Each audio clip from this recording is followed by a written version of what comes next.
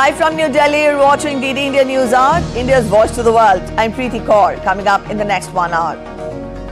US President Joe Biden vows to fight on, aims to return to campaigning next week, even as pressure mounts on him to step aside from the presidential race. US Republican presidential nominee Donald Trump says he had a very good call with Ukrainian President Zelensky, pledges to end the Russia-Ukraine conflict.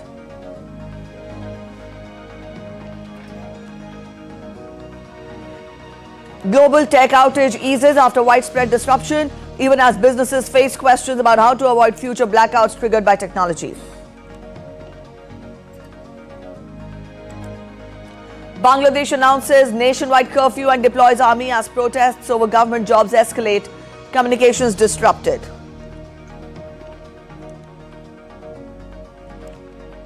And in sports, Shefali Verma and Smriti Mandhana put up a solid 85-run partnership as India beat Pakistan by 7 wickets in their Women's Asia Cup T20 match at Dambulla.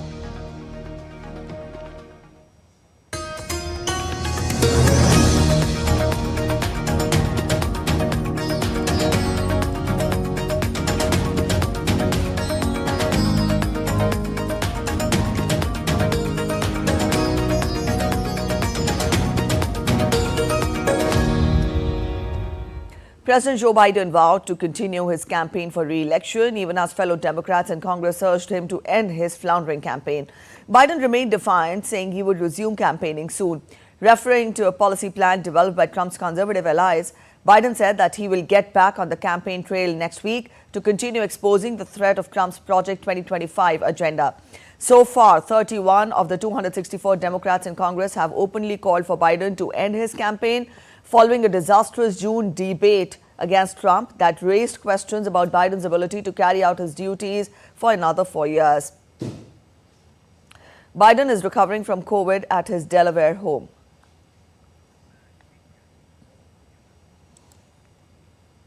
As increased security detailed, road closures and tighter checks are measures taken by the U.S. Secret Service for former President Donald Trump's upcoming Saturday rally. Donald Trump is set to make his first public campaign appearance, which will be held at Grand Rapids Van Andel Arena, almost 1 week after an attempt on former president's life during a rally in Butler, Pennsylvania. The Grand Rapids Police Chief, Eric Windstorm, said that local police are working closely with our federal partners for Saturday's campaign event. U.S. Republican presidential nominee Donald Trump said that he had a very good call with Ukrainian President Volodymyr Zelensky on Friday and pledged to end the conflict between Russia and Ukraine. Trump has pledged to end the conflict before taking office in January if he wins the November 5th election. Trump said that he will bring peace to the world as the president. Zelensky also reported his conversation with Trump and expressed gratitude for U.S. military assistance. He also congratulated Trump on securing the presidential nomination and agreed to arrange a meeting in person. Zelensky rejected any negotiations with Russia on ending the conflict as long as Russian troops remain in Ukraine.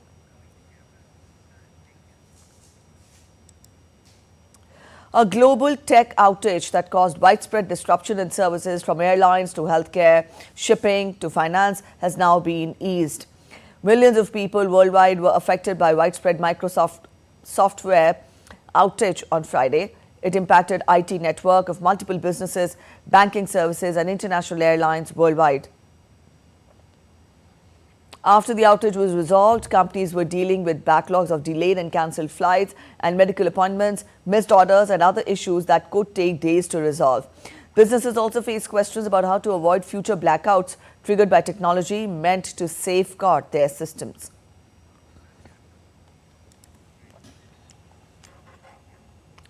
In the United States, things are slowly coming back online after Friday's global tech glitch grounded flights, crippled hospital systems and disrupted emergency services like 9/11.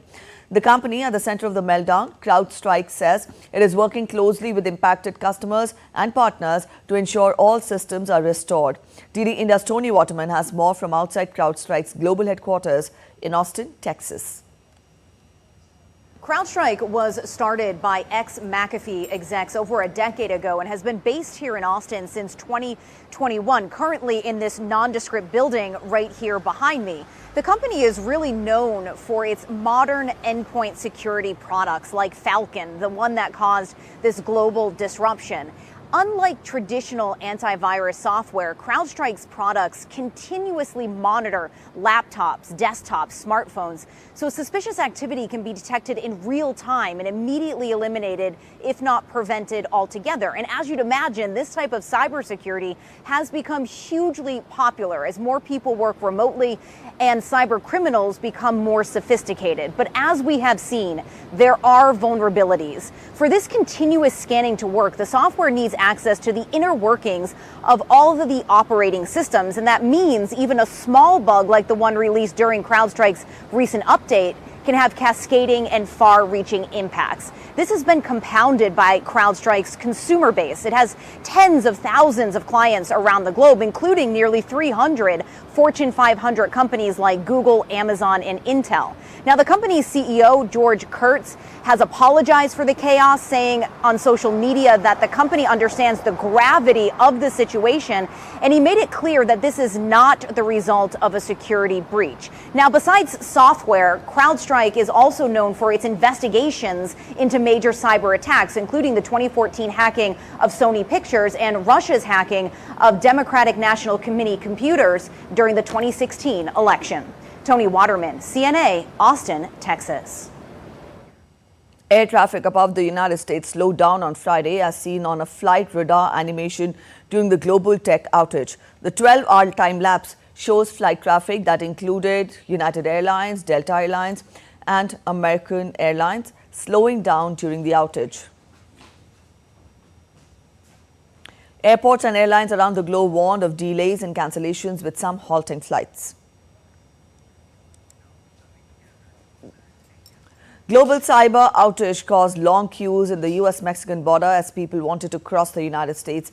The software update by global cybersecurity firm CrowdStrike, one of the largest operators in the industry, triggered systems problems that grounded flights, forced broadcasters off air, and left customers without access to services such as healthcare or banking. Locals who walk or drive every day across the border from Mexico to the US to study or work were heavily affected by the outage. Australia warned of malicious websites on Saturday. Australia's Cyber Intelligence Agency said that malicious websites and unofficial codes were being released online, claiming to aid recovery from the outage. On its website, the agency said its cybersecurity center strongly encourages all consumers to source their technical information and updates from official CrowdStrike sources only. Earlier on Friday, the Australian Prime Minister Anthony Albanese said that there had been no impact to critical infrastructure, government services or emergency phone systems due to the outage.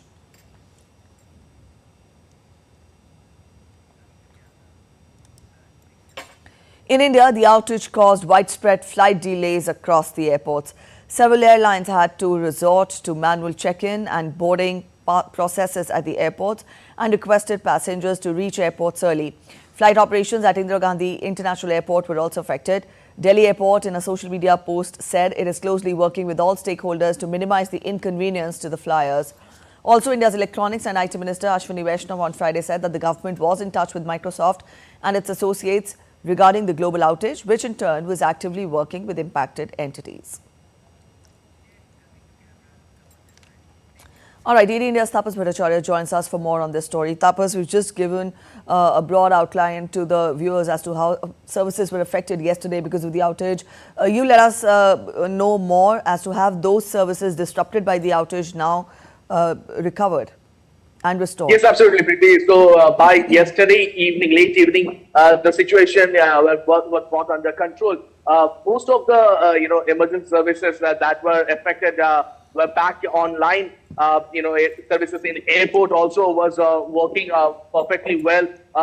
IT sector was hard hit. Yesterday we saw Gurugram, which is considered the IT hub of Delhi NCR. That came down, and most of the companies gave off its employees. We saw that that also come to normalize. Almost 200 Indigo flights were cancelled. Indigo was the hardest hit, and when the whole situation came unfolded. So, but almost 200 flights were cancelled. But by evening, all these services were back to normal. Although we believe that the update that Microsoft have come up with, and also Ministry of Information Technology have came up with the advisory, that also helped. But the update that Microsoft came up with, we believe that it will take them more time for the update to work absolutely perfect. So we will take more. It will take more time, but overall, it was a harrowing time for everybody. Especially some of the private hospitals were majorly affected. Government hospitals were not affected; they had this own system in place. But private hospitals which worked on cloud computing, that were impacted. Flights were impacted, and some of the other technical places were also impacted by the outage yesterday. But by late evening, the things became normal, pretty. All right, so the things became normal. But then, Tapas, how do you gauge or evaluate that, a malfunction or a glitch at this scale has led to crippling of life, has led to crippling of services across the world? Right, you see, everything is interlinked. When you talk about cloud computing, India is also moving towards what you call a digital, world where everything is interconnected. So, in that sense, any slight glitch in any system can have a cascading effect overall. So, keeping that in mind, we will in fact say that the impact that we saw yesterday was actually quite minimum. If you compare it with the Western countries, the West European countries, so for that matter, US, UK, you will realize the impact was much less than what it was in those countries. Even broadcast service, news services in UK were impacted. That was not the case here in India. But again, it is important to have a fail-safe measures when you are dealing with such a scenario. And one believes that Microsoft and other companies who are working on cloud computing on a war footing, because the future is cloud computing. Slowly, everyone will be moving towards cloud computing. So it is imperative that you have a fail-safe measures, not just to make sure that these kind of untoward incidents doesn't take place, but also if there is any cyber attack or any cyber threat, that can also be neutralized. So all these keeping in mind, Ministry of Information Technology is keeping a close eye on all these updates. They came out with their advisory, and we believe that it's going to it will go on, and we will have more such advisory coming in. All right, Tapas, we'll leave it here. Thank you for joining in with those details. Much appreciated. All right, you're watching DD India News Hour. We're heading for a short break. But after the break, a Russian court holds U.S. journalist Ivan Gershkovich guilty of espionage, jails him for 16 years. Amid ongoing tensions and territorial disputes in the region, U.S. announces support for the Philippines and resupplying a ship in the South China Sea. With close to 40% women representation, the new UK Parliament praised for being the most diverse in history.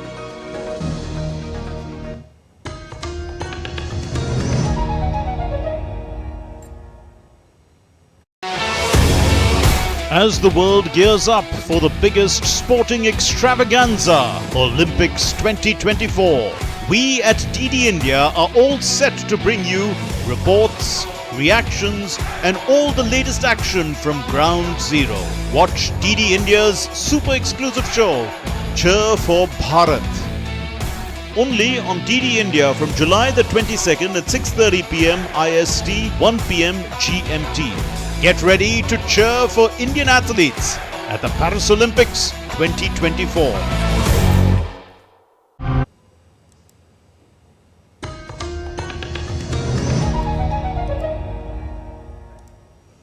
Welcome back after the break. You're watching DD India News Hour. Israeli Prime Minister Benjamin Netanyahu has condemned UN top court's advisory opinion on Israeli settlements in the occupied West Bank. Netanyahu said that the territories are part of the Jewish people's historic homeland. He added that no false decision in The Hague will distort this historical truth, just as the legality of Israeli settlement in all the territories of our homeland cannot be contested.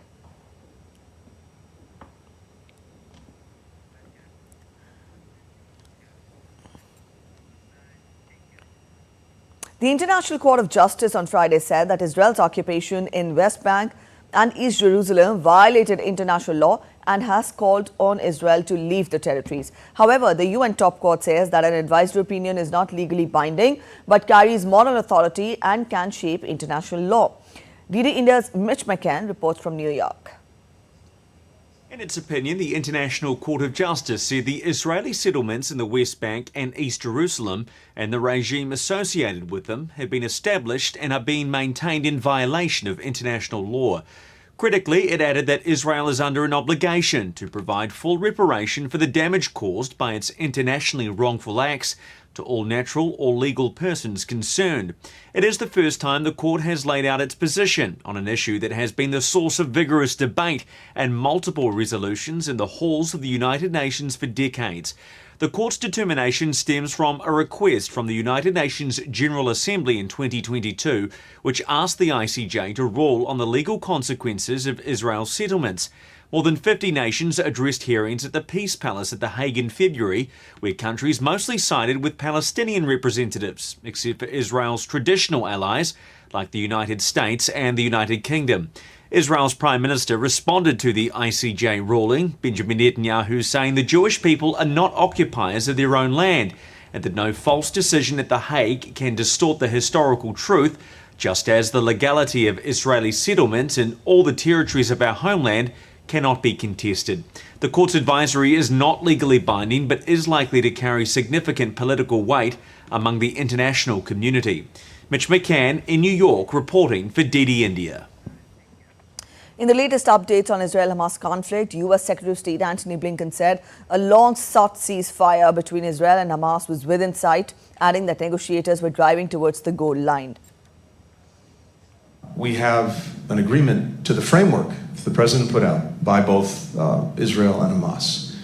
The question now is finishing the negotiation of some critical details. No, they signed onto the framework, right, and that's what's so important. But there remain some issues that need to be resolved, that need to be negotiated. We're in the midst of doing exactly that.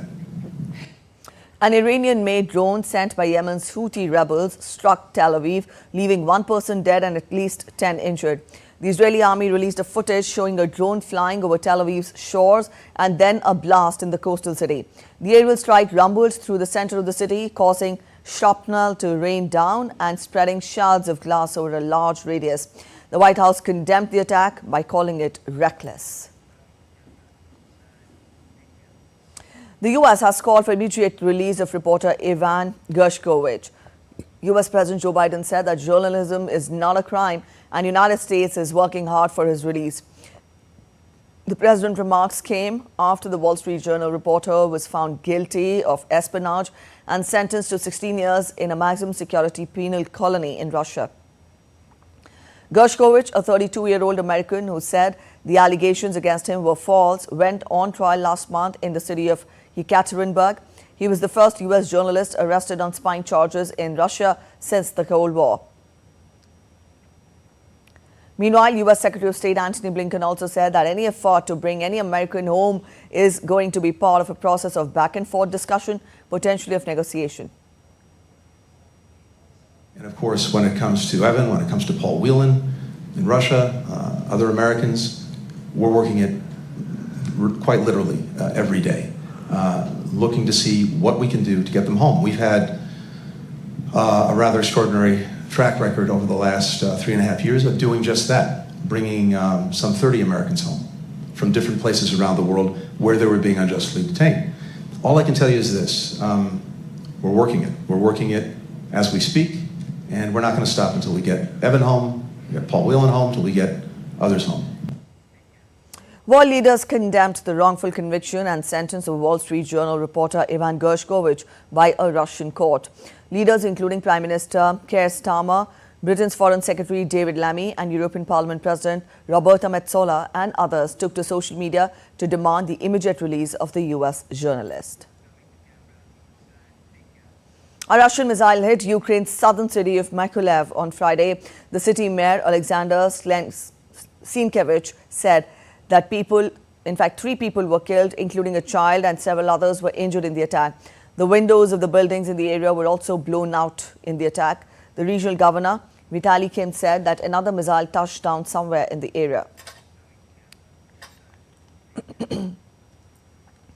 A gunman shot and killed Irina Faryun, a nationalist former member of Ukraine's parliament, on Friday. Police pressed on through the night with wide search for the man alleged to have shot Faryun on a street in the western city of Lviv. Interior Minister Ihor Klimenko said that police and Ukraine's SBU security service were working together to track down the assailant. Reacting to the incident, Ukrainian President Zelensky said any act of violence was to be condemned. Faryun was known for vociferous campaigns to defend the Ukrainian language.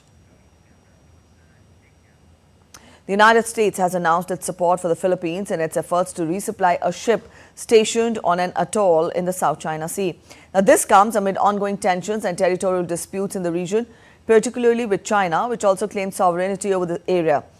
House National Security Advisor Jake Sullivan says U.S. would prefer that the Philippines conducts the resupplies of the small crew on the warship Sierra Madre to reinforce maritime claims in the South China Sea contested by China. We have tried to consult very closely with the Philippines because these are decisions they should lead on. How to most effectively reprovision this ship so that the sailors on board have the food and water and other provisions they need to continue to fulfill their mission. And we will do what is necessary with the Philippines to see to it that that happens. The democracy in Guatemala remains in danger, says the United Nations, despite election winner President Bernardo Arevalo assuming the presidency this year after a post-electoral crisis. Guatemala had in 2023 one of the most tense electoral processes in its recent history after the prosecutor's office tried to invalidate the election results and prevent Arevalo from being sworn in as the president. Turkey is set to send Navy support. A human rights advocate I met with told me democracy is still in danger. We must do whatever is necessary to change the status quo, and I totally agree with this assessment. Keeping the status quo is unsustainable and benefits no one. Turkey is set to send Navy support to Somali waters following a bilateral agreement following Ankara to send an exploration vessel off the coast of Somalia to prospects for oil and gas. President Tayyip Erdogan submitted a motion to the Turkish parliament seeking authorization of the deployment of Turkish military to Somalia, including the country's territorial waters, state-run Anadolu agency reported. The move comes a day after the Turkish Energy Ministry announced that Turkey will send an exploration vessel off the coast of Somalia later this year to search for oil and gas as part of hydrocarbon cooperation deal between the two countries. Turkey is preparing to deploy naval support to Somali waters following a bilateral agreement allowing Ankara to send an exploration vessel off the coast of Somalia for prospects of oil and gas. This strategic move is part of Turkey's broader efforts to expand its energy exploration activities and strengthen its geopolitical influence in the region. The deployment of Turkish naval forces aims to ensure the security and smooth operation of the exploration vessel amidst concerns of piracy and regional instability. The Turkish Navy will provide protection and logistical support, demonstrating Turkey's commitment for safeguarding its interests and investments in Somali waters. Now, this agreement underscores the deepening ties between Turkey and Somalia, reflecting Ankara's increasing involvement in East Africa's economic and security landscape. Turkey has been a significant contributor to Somalia's reconstruction efforts, providing humanitarian aid, infrastructure development, and military training. The exploration of oil and gas in Somali waters holds significance for both the nations. For Somalia, it represents an opportunity to harness its natural resources and boost its economy, which has been struggling due to decades of conflict and instability. And for Turkey, it aligns with President Erdogan's vision of reducing dependency on foreign energy imports and securing new energy sources.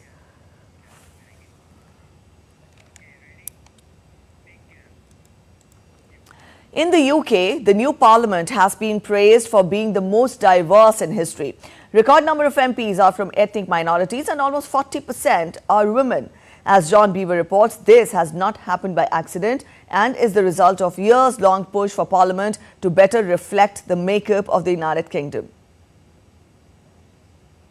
I was elected to Parliament to represent my constituents. The diversity of the new Parliament was clear to see as new MPs were sworn in.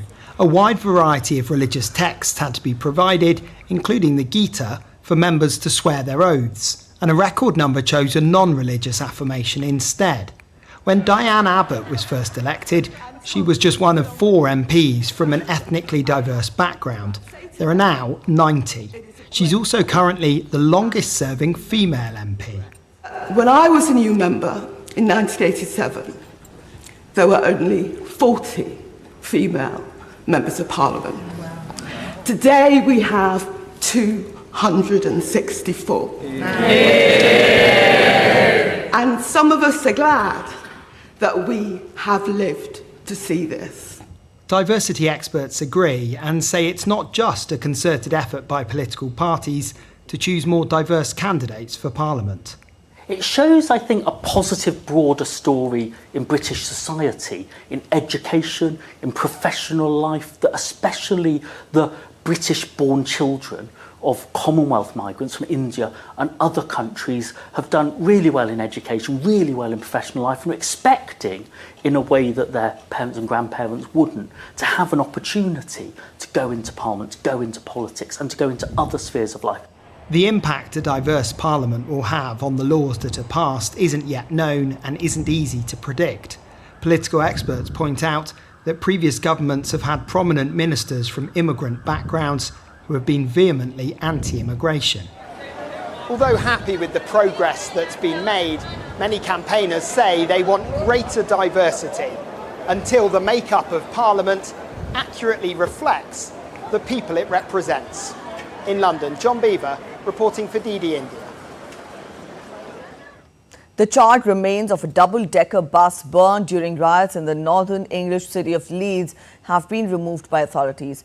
West Yorkshire Police says officers made arrests and will continue to look for those caught on CCTV who perpetrated the disorder. DD India's Stuart Smith gets us more from London. Assistant Chief Constable Pat Twiggs said the force will also use social media footage to try to identify anyone involved in the riots and that further arrests will be made over the next few days. The Prime Minister has urged people to stop speculating on what caused the riots. The police say they were attacked on Thursday while supporting the local council's children's social care team, who were dealing with a child protection matter. The police say more disorder then followed, with vehicles overturned and street furniture set on fire. The boss of Leeds Council said the intervention by the children's social care team was probably misinterpreted, which sparked the riots. The police have been criticised for retreating during the disorder under what the Assistant Chief Constable described as a barrage of missiles and bricks, leaving residents without protection while those involved continued to stoke fires. The police say officers retreated in order to try to defuse the situation and later returned with firefighters to put out the remaining street fires. Stuart Smith in London reporting for DD India. And now we take a look at other stories making it to the headlines from across the world. American Airlines and its 28,000 flight attendants have reached a tentative labor agreement, marking a significant step forward in their ongoing negotiations.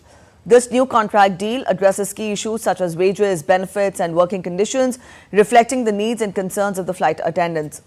The tentative agreement also includes provisions for improved pay scales, enhanced healthcare benefits and more.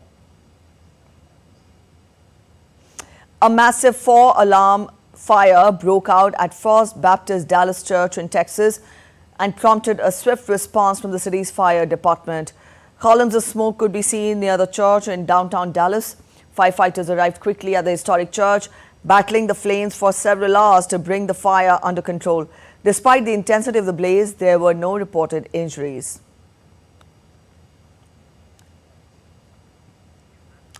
Guatemala is on alert due to rising number of dengue cases. Authorities have deployed fumigation campaigns in response to the growing number of dengue cases. As dengue cases surged to 48,000, the Guatemalan government declared a national emergency in May to tackle spiking number of cases.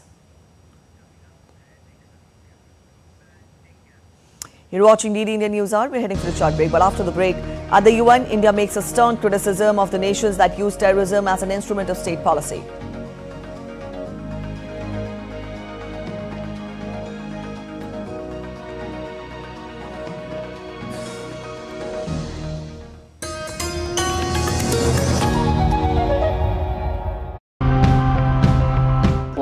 still enough food for everyone on the planet, food shortages are a real problem. Let's take a look at the factors causing this and what can be done to save our food. What we host now, it's called Farm School. One of the goals is to teach them agriculture so that 50 years from now, when there's so much change in climate, they don't have to deal with learning two new skills. We empower women who are really poor and who don't have too much economic empowerment to eat better. We adopt this strategy in our product. The volatile compounds induce the defence mechanism and help to prolong shelf life by 2 more days, so it's purely natural.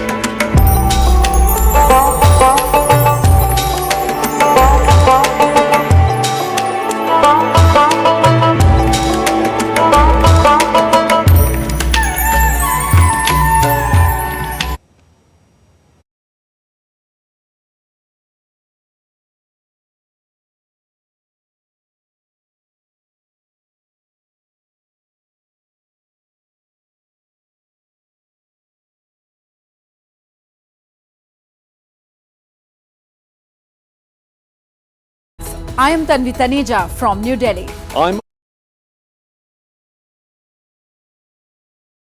on DD India Global Monday to Friday at these times.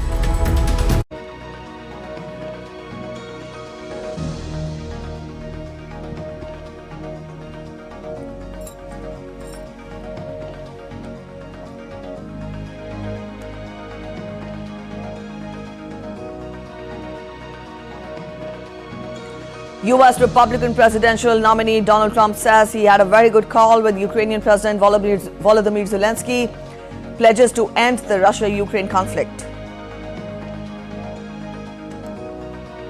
Global tech outage eases after widespread disruption, even as businesses face questions about how to avoid future blackouts triggered by technology.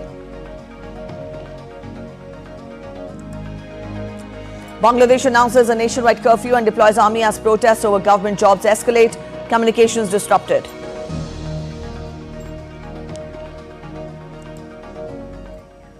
Bangladesh government had decided to impose curfew across the country and deploy the army after further rioting in the capital Dhaka was reported. Prime Minister Sheikh Hasina's press secretary Naeemul Islam Khan said the army would be deployed to the streets in a bid to restore order. Despite a ban on public gatherings, 3 people were killed in the country on Friday as police cracked down on unrelenting student-led protest against government job quotas. India's Foreign Secretary Vikram Misri and his Bhutanese counterpart Om Pema Chodhan co-chaired the 3rd India-Bhutan Development Cooperation talks of the 13th 5-year plan on Saturday. They reviewed implementation modalities and also cooperation in diverse areas of development partnership under the 13th 5-year plan period. The two sides expressed satisfaction at large number of India-Bhutan development projects implemented under the 12th 5-year plan in sectors including connectivity, infrastructure, cultural heritage, health, education, agriculture, sports skilling and digital economy. The two foreign secretaries also virtually inaugurated 19 schools in Bhutan which were constructed during the 12th 5-year plan period. Earlier on Friday, the Foreign Secretary called on Bhutanese Prime Minister Tshering Tobgay. Vikram Misri reaffirmed the close bonds of friendship between India and Bhutan and India's firm commitment to further strengthen India-Bhutan ties. Foreign Secretary Misri also called on Foreign Minister of Bhutan, D.N. Dongyal. They discussed bilateral matters of mutual interest and also ways to further strengthen exemplary bilateral ties across all the sectors. This is Misri's first visit abroad after taking over as the Foreign Secretary. India's Deputy Permanent Representative, Ambassador R. Ravindra, delivered India's statement today at the United Nations Security Council briefing on cooperation between the UN and regional and sub-regional organizations in the maintenance of international peace and security.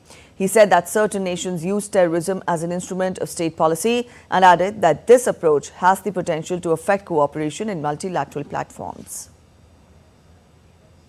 The threats that member states face with when United Nations was founded 79 years ago have also changed. The contemporary security challenges that we as member states face now is not limited to territorial or political disputes, but transcend physical and political boundaries. In today's globalized world, terrorism, drug trafficking, transnational crime, climate change, the security implications of new technologies and pandemics are transnational in nature. To face such diverse challenges, we need coordinated and concerted actions across borders. The Air India flight, which was earlier diverted to Russia, took off for San Francisco from Krasnoyarsk International Airport.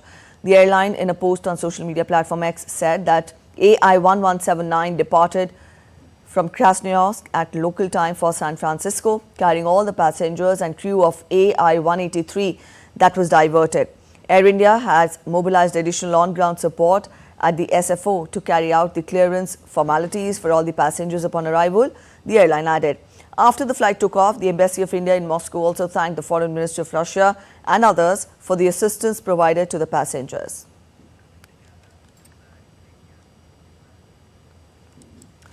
At the Royal Australian Air Force's X-Pitch Black 24 exercise, the Indian Air Force's Su-30 MKI performed a spectacular flypast. The flypast created a sort of visual painting over Mindle Beach in Australia.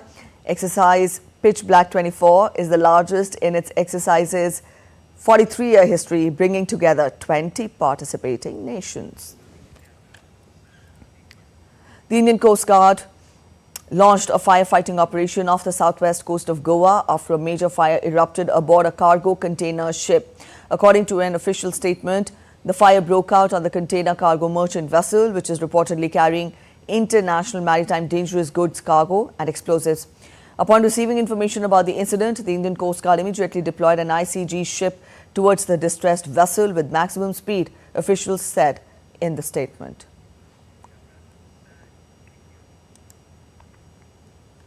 President of India, Draupadi Murmu, conferred 94 Distinguished Service decorations to the personnel of the Armed Forces and the Indian Coast Guard during the second phase of Defence Investiture Ceremony at Rashtrapati Bhavan in New Delhi on Friday. Now, these decorations included 31 Param Vishisht Seva medals, 4 Uttam Yudh Seva medals, 2 Bar to Ati Vishisht Seva medals, and 57 Ati Vishisht Seva medals. Among the awardees of Param Vishisht Seva medals are the Indian Navy and Army chiefs. Vice Admiral Aarti Sareen was the only lady officer to get the award. She was awarded the Ati Vishisht Seva medal.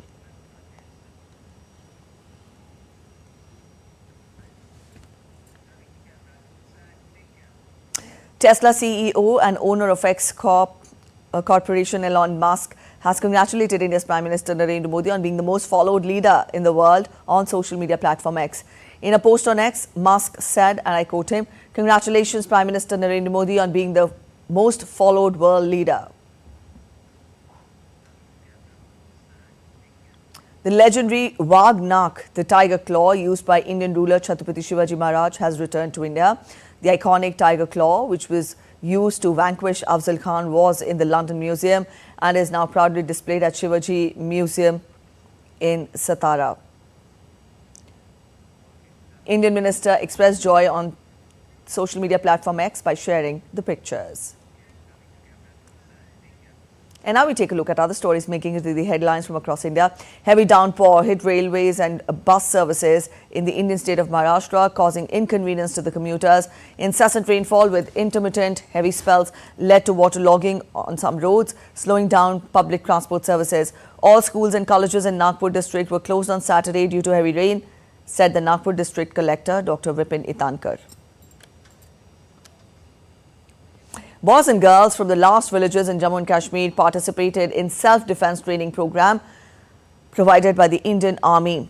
These training sessions are part of the broader initiative to foster self-reliance and resilience among the youth living in these strategically sensitive and often volatile border areas. The aim is to equip the young villagers with confidence and capability to protect themselves and their communities in times of crisis. The Pradhan Mantri Awas Yojana initiative has brought new hope for the houseless poor people in remote hilly areas in Jammu and Kashmir. Through this government program, several houses have been constructed. The newly built houses are designed to withstand the challenging conditions of the hilly terrain, providing safe shelters for the beneficiaries. A fresh batch of pilgrims left for Amarnath Yatra with great enthusiasm from Pantha Chowk, Srinagar base camp under high security measures on Saturday. The pilgrims left for Baltal and Pahalgam Yatra base camps.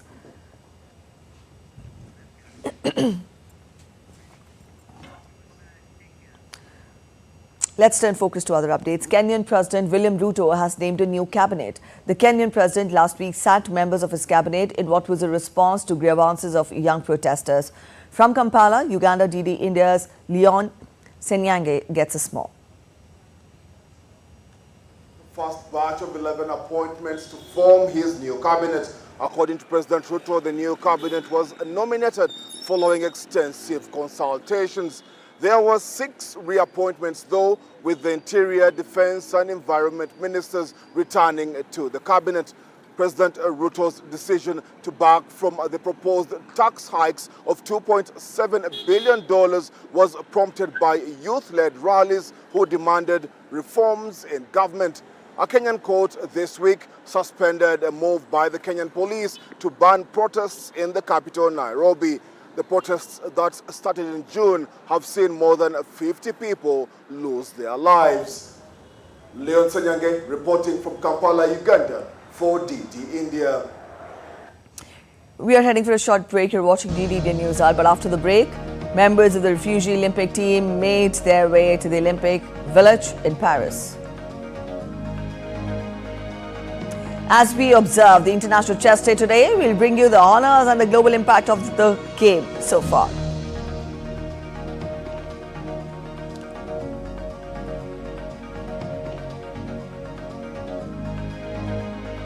A lake in central Chile is attracting visitors for an astounding marvel. What is it? Stay with us to know.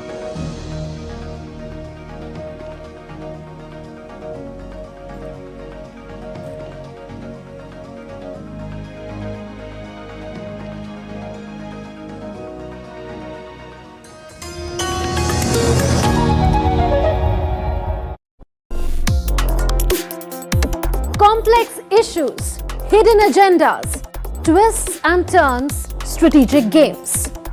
We think all dots are linked. We just need to connect them. Join me every week as I connect the dots to unravel hidden designs in statecraft, mysteries, and decode issues that matter to you. Watch Connecting the Dots with me at these times on DD India.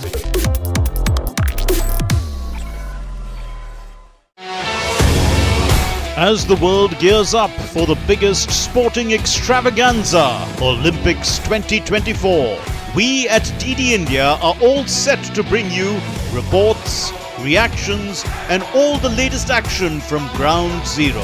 Watch DD India's super exclusive show, Cheer for Bharat. Only on DD India from July the 22nd at 6:30 p.m. IST, 1 p.m. GMT. Get ready to cheer for Indian athletes at the Paris Olympics 2024.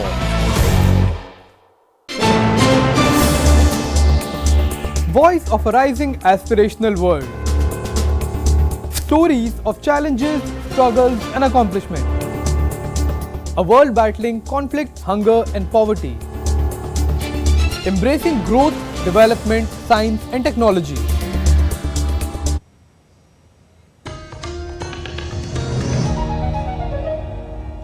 Welcome back after the break. You're watching DD India News Hour. The 46th UNESCO World Heritage Committee meeting is set to take place in New Delhi from 21st to 31st of July, which will witness archaeologists and culture ministers from across the globe descending to India's capital. This prestigious event will be held at Bharat Mandapam, bringing together delegates from around the world to discuss and deliberate on preservation of cultural and natural heritage sites. Here's a report by our correspondent, Dibyendu Mondal. The 46th UNESCO World Heritage Committee meeting is set to unfold in the heart of India's capital, New Delhi. This committee meeting is a cornerstone event where experts and delegates from around the globe converge to evaluate the state of existing World Heritage sites and consider new nominations. It is a significant gathering uniting nations in their shared commitment to preserving humanity's most treasured cultural and natural heritage. The process is rigorous, involving detailed assessments and reviews to ensure that only sites of outstanding universal value make it to the prestigious list. In this session, the committee will examine the dossiers of 28 sites proposed for inscription on the World Heritage List. The sites will be examined according to category, natural, mixed and cultural. इस बैठक में जो अब तक sites ऐसी चुनी गई हैं जिनके बारे में मैंने आपसे निवेदन किया, उनके अपकीप मेंटेनेंस रखरखाव के बारे में तो चर्चा होगी, उनका फर्दर इवैल्यूएशन होगा ही। जहां कमी रही है वहां उसे अलर्ट करने की दिशा में भी अलर्ट्स भी इशू किए जाएंगे, लेकिन साथ साथ ही जो नए डोजियर समिट हुए हैं उनकी समीक्षा होकर के नई ऐतिहासिक वैश्विक धरोहरों को जो है सूचीबद्ध करने का काम भी इस बैठक में होने वाला है। India proudly boasts 40 UNESCO World Heritage sites, each telling a unique story of our rich history and natural splendor. From the majestic Taj Mahal in Agra, the architectural marvel of Hampi in Karnataka, to the serene Sundarbans National Park in West Bengal. These sites are a testament to India's diverse heritage. This time, India has nominated the Moidams, the Mount burial system of the Ahom dynasty of Assam, to be inscribed into the prestigious list. UNESCO World Heritage Sites represent the pinnacle of cultural and natural heritage. The first World Heritage Sites were designated in 1978, and since then, the list has grown to include over 1,100 sites globally. However, to get to this list is a meticulous process, followed by rigorous evaluation by expert advisory bodies. Each site should demonstrate outstanding universal value, integrity, and authenticity. The final decision rests with the World Heritage Committee during its annual meeting. Dibyendu Mondal's report for DD India. And now we talk of sports. India defeated Pakistan by 7 wickets in their 2024 Women's Asia Cup T20 match at Dambulla on Friday. Shefali Verma and Smriti Mandhana put up a solid 85-run opening partnership in the chase of 109 to throw Pakistan out of the game. Also, Deepti Sharma picked 3 wickets, while Pooja Vastakar, Renuka Singh and Shriyanka Patil took 2 wickets as India bowled out Pakistan for 108. Deepti returned 3 for 20, while Renuka picked 2 for 14. Vastakar was a bit expensive with figures of 2 for 31. Sidra Amin was the top run getter for Pakistan after the side won the toss and opted to bat first in the match. Chess is one of the oldest sports that has a deep-rooted connection with India. India has not only been associated with the sport since ages, but even in recent times, India has seen emergence of many international chess champions as well. On this International Chess Day, we bring you this exclusive report that tells you all about India's connection with chess and how chess can make your mental health better. International Chess Day is an annual chess celebration held on the 20th of July every year. The idea for the International Chess Day was first proposed by the United Nations Educational, Scientific and Cultural Organization, or the UNESCO. It was first celebrated in the year 1966 after FIDE established the event. The UN General Assembly unanimously approved a resolution recognizing International Chess Day in 2019. From the very origin of the beautiful game to the current global online chess phenomena, India has contributed significantly to the world of chess. Chess was born out of Indian game called Chaturanga before 600s AD. According to the UN, the game evolved in northern Indian subcontinent between 319 and 543 CE. Historical records show that 8x8 chessboard dates from days of Mahabharata and Ramayana. The word Chaturanga means four-limbed. It refers to ancient army divisions of infantry, cavalry, elephantry and chariotry. The game spread west to Persia via the Silk Roads. The game was termed Shatranj when it came to Sassanid Persia around 600 CE. Eventually, the game evolved into what we know as chess around the 16th century. Chess is played by around 605 millions individually on a regular basis. Not only this, chess is a very important game for mental health and fitness. Speaking on its importance, celebrated chess star Vidit Gujarati said that chess is a mental gym and it plays a key role in one's fitness. Everyone a very happy International Chess Day. Chess is a beautiful sport. It's like gym for your brain. It keeps you mentally sharp and alert. And I believe everyone should at least try it once in their life. And I'm sure you will have a lot of fun in doing so. So have fun, enjoy, cheers. India has produced a lot of Indian chess stars. From Vishwanathan Anand to the youngest prodigy R. Pragnananda, India is continuously emerging as a bright star in various sporting fields along with chess. Deepika Mehto's report for DD India. Members of the refugee Olympic team made their way to the Olympic Village where they will be housed alongside the rest of the Paris 2024 athletes.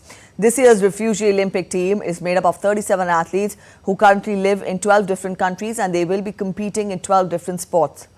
The refugee team in Paris is the largest ever and this will be the third consecutive Olympic Games to field the team. Managed by the Olympic Refugee Foundation, the refugee team allows elite athletes who would not otherwise have the chance to participate in the world's biggest sporting stage.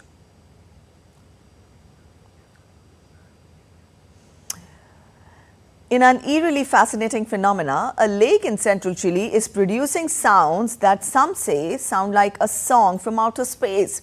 The sounds are caused by the movement of thin ice layers in the Laguna del Mol lake.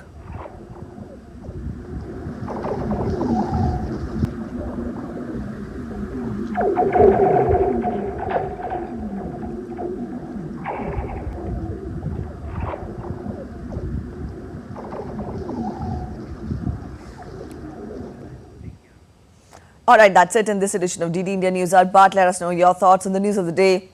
For those of you on the go, you can get all the latest news and updates from India and across the world on the DD India mobile app. This is available on both Android and iOS platforms and you can download the QR codes.